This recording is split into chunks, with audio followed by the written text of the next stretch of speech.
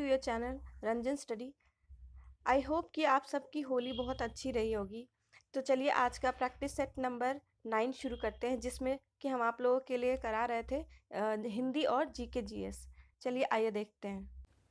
आज का पहला क्वेश्चन है, देव जो महान है यह किस समास का उदाहरण है? तो इसका हो जाएगा आपका ऑप्शन नंबर डी हो जाएगा। क्या हो जाएगा? ऑप्शन नंबर डी हो जाएगा। कर्मधारय समास है। इसमें कौन सा समास है? तो कर्मधारय समास है। चलिए अगला देखते हैं।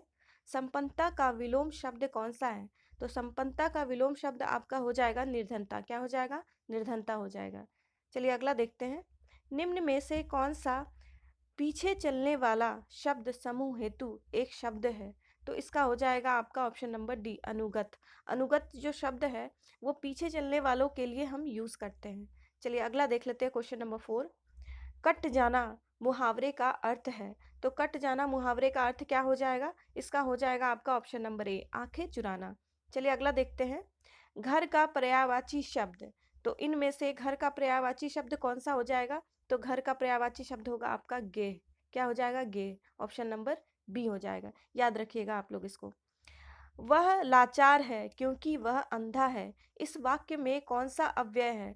तो आपको इस वाक्य में अव्यय बताना है। तो इसमें क्या हो जाएगा? इसमें आपका हो जाएगा ऑप्शन नंबर ए कारण कारणवाचक हो जाएगा। कौन सा अव्यय हो जाएगा? कारणवाचक अव्यय हो जाएगा। चलिए अगला देख लेते हैं क्वेश्चन नंबर 7। अरण्य रोदन मुहावरे का अर्थ है। अरण्य रोदन ये जो शब्द है अरण्य रोदन, इसका आपको अर्थ बताना है। तो इसका हो जाएगा आपका ऑप्शन नंबर सी हो जाएगा निष्फल निवेदन। क्या हो जाएगा? निष्फल निवेदन हो जाएगा। चलिए अगला देखते हैं क्वेश्चन नंबर 8। अक्ल पर पत्थर पड़ना मुहावरे का अर्थ है। तो अक्ल पर पत्थर पड़ना, इसका अर्थ क्या हो जाएगा? इसका हो जाएगा बुद्धि भ्रष्ट होना। क्या हो जाएगा? बुद्धि भ्रष्ट होना। याद रखिएगा इसको आप लोग। पृथ्वीराज रासो किसकी रचना है? तो ये तो आपको आप लोगों को पहले से ही पता होगा कि ये तो हमेशा से पढ़ते आए होंगे, तो अब तो ये सब लोग ने रट भी लिया होगा। तो इसका हो जाएगा आपका ऑप्शन नंबर बी चंद्रवरदाई। क्या हो जाएगा? चंद्रवरदाई हो जाएगा। चलिए अगला देखते हैं क्वेश्चन नंबर 10। आग लगनते झोपड़ा। आग लगनते झोपड़ा जो निकले सो लाभ। लोकोक्ति का अर्थ क्या हो जाएगा? तो इसका हो जाएगा आपका ऑप्शन नंबर बी नुकसान होते होते जो बच जाए वही बहुत है। चलिए अगला देखते हैं 11 नंबर। आ बैल मुझे मार लोकोक्ति का अर्थ है। तो आ बैल मुझे मार का क्या हो जाएगा? जानबूझकर मुसीबत में पड़ना। क्या हो जाएगा? जानबूझकर मुसीबत में पड़ना। चलिए अगला देख लेते हैं। अगला है आपका क्वेश्चन। जो मरने वाला हो वाक्यांश के लिए एक शब्द है। तो जो मरने वाला है उसके लिए एक शब्द हो जाएगा मरनासन। क्या हो जाएगा? मरनासन हो जाएगा। चलिए अगला देखते हैं। वर्तनी की दृष्टि से शुद्ध शब्द है। तो इन चारों में से कौन सा ऐसा स्पेलिंग है जो सही लिखा है, ये आपको बताना है। तो ये हो जाएगा आपका ऑप्शन नंबर सी बुनियाद। बुनियाद हो जाएगा। चलिए अगला देखते हैं। निम्न में से तद्भव शब्द है। तो इन चारों में से कौन सा ऐसा शब्द है जो तद्भव है? तद्भव मतलब आपको हिंदी शब्द बताना है। तद्भव मतलब क्या? आपको हिंदी शब्द बताना है। इनमें से क्या हो जाएगा? तो इसका हो जाएगा आपका ऑप्शन नंबर डी चकवा हो जाएगा। चकवा जो वर्ड है वो हिंदी शब्द है। चलिए अगला देखते हैं। वस्तु स्थान भाव या विचार के घोतक शब्द को क्या कहते हैं? तो ये डेफिनेशन तो आप लोग हमेशा ही पढ़े होंगे। इसका हो जाएगा आपका ऑप्शन नंबर डी आपका ऑप्शन नंबर ए हो जाएगा। क्या हो जाएगा? ए हो जाएगा। संज्ञा के डेफिनेशन को हम वस्तु स्थान भाव या विचार के घोतक शब्द को कहते हैं। किसे कहते हैं? तो संज्ञा को कहते हैं। चलिए अगला देख लेते हैं। अवधि का समानार्थी है। तो अवधि का आपको मीनिंग बताना है। इसका समानार्थी हो जाएगा आपका ऑप्शन नंबर सी समय हो जाएगा। चलिए अगला देख लेते हैं। अर्ध्य शब्द का सही वर्ण विच्छेद होगा। तो इसका हो जाएगा आपका ऑप्शन नंबर डी हो जाएगा। अ प्लस र प्लस ध प्लस य प्लस अ हो जाएगा। चलिए अगला देख लेते हैं। ज प्लस न वाला शब्द कौन सा है? तो इसका हो जाएगा आपका ऑप्शन नंबर सी हो जाएगा विज्ञ हो जाएगा। चलिए अगला देख लेते हैं। शताब्दी शब्द में निम्न में से कौन सा समास है? तो शताब्दी शब्द में इनमें से कौन सा समास हो जाएगा? इसका हो जाएगा आपका द्विगु समास। देखिए फ्रेंड्स, आप लोग बस इसको सीधा देखते जाइए और याद करते जाइए। जैसे-जैसे आपकी आँखों के सामने ये सारे क्वेश्चंस गुज़रते जाएँगे, वैसे आपको ये सारे क्वेश्चंस लर्न होते जाएँगे, याद होते जाएँगे। चलिए आज का हिंदी का लास्ट क्वेश्चन देख लेते हैं। नहाया धोया शब्द में निम्न में से कौन-सा समास है? तो नहाया धोया में हो जाएगा आपका ऑप्शन नंबर सी, द्वंद्व समास हो जाएगा। क्या हो जाएगा? द्वंद्व समास हो जाएगा। अब यहाँ से आपका जीके जीएस का क्वेश्चन स्टार्ट होता है। चलिए आइए इसका भी रिवीजन कर लेते हैं हम लोग। पहला है, all India trade union Congress के बम्बई अधिवेशन की अध्यक्षता किसने की थी? तो इसका हो जाएगा आपका option number C, Lala Lajpat Rai ने की थी। ऑल इंडिया ट्रेड यूनियन, जब भी यहाँ पे ट्रेड लिखा रहेगा तो उसमें क्या हो जाएगा? लाला लाजपत राय हो जाएंगे। चलिए अगला देख लेते हैं। चट्टानें कितने प्रकार की होती हैं? तो बताइए फ्रेंड्स, रॉक्स जो है वो कितने टाइप के होते हैं? तो रॉक्स आपके बेसिकली 3 ही टाइप के होते हैं, इग्नियस रॉक, सेडिमेंट्री रॉक और मेटामॉर्फिक रॉक। तो इसका हो जाएगा आपका ऑप्शन नंबर ए हो जाएगा। क्या हो जाएगा? ऑप्शन नंबर ए हो जाएगा। चलिए अगला देख लेते हैं, याद रखिएगा इसको आप लोग। पृथ्वी की भूपर्पट्टी के पदार्थों या सतह के कठोर भाग को क्या कहते हैं? तो इसका हो जाएगा आपका ऑप्शन नंबर सी, चट्टाने या शील। क्या हो जाएगा? चट्टाने या शीले हो जाएगा। चलिए अगला देखते हैं। भूकंप का सर्वाधिक प्रभाव डैश पर होता है? तो इसका हो जाएगा आपका option number A, epicentre. Focus वो होता है जहाँ से हमारा जो भूकंप है वहाँ से उठता है, और एपिसेंटर वो होता है जहाँ आकर धरती फटती है, तो उसे हम एपिसेंटर कहते हैं। चलिए अगला क्वेश्चन देख लेते हैं, क्वेश्चन नंबर 45। प्रधानमंत्री की नियुक्ति कौन करता है? तो प्रधानमंत्री की नियुक्ति आपके राष्ट्रपति करते हैं, आपके राष्ट्रपति जी करते हैं। प्रधानमंत्री की नियुक्ति कौन करता है? तो राष्ट्रपति जी करते हैं। चलिए अगला देख लेते हैं।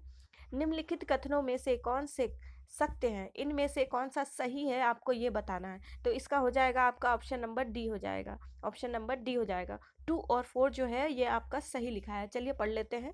राष्ट्रपति अपने कार्यों के लिए किसी न्यायालय के प्रति उत्तरदायी नहीं होता है, ये सही लिखा हुआ है। चलिए अगला देखते हैं। केवल संसद ही उच्च न्यायालय के न्यायाधीशों को हटा सकती है, तो ये भी सही लिखा है। बाकी का ये जो 2 क्वेश्चन है इसको भी देख लेते हैं। राज्यपाल विधानसभा को भंग नहीं कर सकता है, ये गलत लिखा है फ्रेंड्स। और तीसरा नंबर देख लेते हैं। विधान परिषद के सभापति को मुख्यमंत्री नियुक्त करता है, तो ये भी गलत लिखा है, ये भी गलत लिखा है और ये भी गलत लिखा है। चलिए नेक्स्ट क्वेश्चन देखते हैं। उत्तर भारत में गणतंत्र एवं राजतंत्र महाजनपद समूहों की स्थापना हुई थी। तो आपको बताना है यहाँ पे कि जो पहले जो महाजनपद हुआ करते थे उसकी स्थापना लगभग कब हुई थी? तो इसकी स्थापना आपकी हुई थी 6ठी शताब्दी ईसा पूर्व में हुई थी। 6ठी शताब्दी ईसा पूर्व में हुई थी। चलिए अगला क्वेश्चन देखते हैं। किस किस शासक ने अपने को देवताओं का प्रिय कहलवाया था? तो ये हो जाएंगे आपके अशोक। क्या हो जाएगा? अशोक हो जाएंगे। चलिए अगला देखते हैं। पानीपत के प्रथम युद्ध में लोधी वंश का पतन हो गया तथा इसके परिणाम स्वरूप बाबर के नियंत्रण में एक बहुत बड़ा भूभाग आ गया। वह भूभाग फैला था, तो वह भूभाग कहाँ से कहाँ तक फैला था? तो इसका हो जाएगा आपका ऑप्शन नंबर बी, दिल्ली से आगरा तक फैला हुआ था। कहाँ से कहाँ तक फैला हुआ था? तो दिल्ली से आगरा तक फैला हुआ था। चलिए नेक्स्ट देखते हैं। गांधीवादी अर्थव्यवस्था किस सिद्धांत पर आधारित है? तो गांधीवादी जो है वो किस सिद्धांत पर आधारित है? तो ये हो जाएगा आपका ऑप्शन नंबर सी, न्यासधारिता पे गांधीवादी आपके आधारित हैं। चलिए अगला देखते हैं। रुपए के अवमूल्यन का संकल्पित लक्ष्य है। तो रुपए के अवमूल्यन का संकल्पित लक्ष्य क्या हो जाएगा? इसका हो जाएगा उपरोक्त सभी हो जाएंगे। निर्यात को बढ़ावा देने के लिए विदेशी विनिमय की प्राप्ति हो जाएगी। बढ़ते आयात को रोकना, ये सभी हो जाएंगे। चलिए अगला देखते हैं। अगला है, राष्ट्रमंडल खेल 2026 का आयोजन कहाँ किए जाने की घोषणा की गई है? तो ये हो जाएगा आपका, इसका हो जाएगा आपका ऑप्शन नंबर डी हो जाएगा, ऑस्ट्रेलिया में किए जाने की घोषणा की गई है। फिर से एक बार देख लीजिए फ्रेंड्स, राष्ट्रमंडल जो खेल है 2026, इसका आयोजन कहाँ किए जाने की घोषणा की गई है? तो इसका हो जाएगा आपका ऑस्ट्रेलिया। क्या हो जाएगा? ऑस्ट्रेलिया में किए जाने की घोषणा की गई है। चलिए अगला देख लेते हैं। निम्न में से किसने 2022 में लगातार दूसरे वर्ष फीफा सर्वश्रेष्ठ पुरुष खिलाड़ी का पुरस्कार जीता है? तो इसका हो जाएगा रॉबर्ट लेवेंडवस्की ने। किसने जीता है? तो रॉबर्ट लेवेंडवस्की ने जीता है। चलिए अगला देख लेते हैं। किस अपराध के लिए न्यूनतम 5 व्यक्ति होना आवश्यक नहीं है? तो किस अपराध के लिए न्यूनतम 5 व्यक्ति होना आवश्यक नहीं है? तो इसका हो जाएगा आपका ऑप्शन नंबर बी हो जाएगा। क्या हो जाएगा? ऑप्शन नंबर बी हो जाएगा, दंगा। दंगा के लिए न्यूनतम 5 व्यक्तियों की आवश्यकता नहीं होती है। क्या होती है? नहीं होती है। अगला देख लेते हैं। मिथ्या बंदीकरण का अर्थ है। तो मिथ्या बंदीकरण का अर्थ क्या हो जाएगा फ्रेंड्स? तो इसका हो जाएगा आपका ऑप्शन नंबर सी हो जाएगा।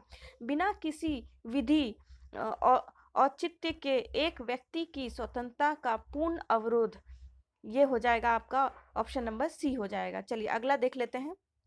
पुरुषों में शुक्राणु और मूत्र के लिए सामान्य मार्ग डैश है। तो इसका हो जाएगा आपका ऑप्शन नंबर बी हो जाएगा, मूत्र मार्ग सामान्य होता है पुरुषों में। ये दोनों चीज़ों के लिए सेम सेम होता है। चलिए अगला देख लेते हैं। अगला है आपका एक समतल दर्पण द्वारा बनाई गई छवि हमेशा डैश होती है। तो क्या होती है? तो इसके लिए हो जाएगा आपका ऑप्शन नंबर बी हो जाएगा, आभासी और सीधी होती है। एक समतल दर्पण द्वारा बनाई गई जो छवि होती है हमेशा कैसी होती है? आभासी और सीधी होती है। चलिए अगला देख लेते हैं, याद रखिएगा इसको आप लोग। अगला देखते हैं। डैश के प्राणी अगतिशील होते हैं। तो डैश के प्राणी जो है, इनमें से कौन से ऐसा फाइलम है जिसके प्राणी अगतिशील होते हैं? इसका हो जाएगा आपका option number D, Porifera. Porifera phylum के जो भी प्राणी होते हैं वो अगतिशील होते हैं, मतलब वो हिलते नहीं हैं। चलिए अगला देखते हैं। यौगिक CH3 का क्या नाम है? तो इसका हो जाएगा आपका ऑप्शन नंबर ए, एथेन हो जाएगा। क्या हो जाएगा? एथेन। चलिए आज के जीके जीएस का आखिरी क्वेश्चन देख लेते हैं। HIV का पूर्ण रूप है। तो HIV का पूर्ण रूप हो जाएगा आपका ऑप्शन नंबर डी हो जाएगा। क्या हो जाएगा? ऑप्शन नंबर डी हो जाएगा, human human immuno deficiency virus हो जाएगा। क्या हो जाएगा? HIV का फुल फॉर्म हो जाएगा आपका ह्यूमन इम्यूनो डेफिशिएंसी वायरस हो जाएगा। चलिए थैंक यू फ्रेंड्स, मिलते हैं नेक्स्ट वीडियो में। आप लोग बस इसी तरह हमेशा आप लोग बस इसी तरह 10 मिनट देते रहिए और अपना रिवीजन करते रहिए। चलिए मिलते हैं नेक्स्ट वीडियो में। Thank you.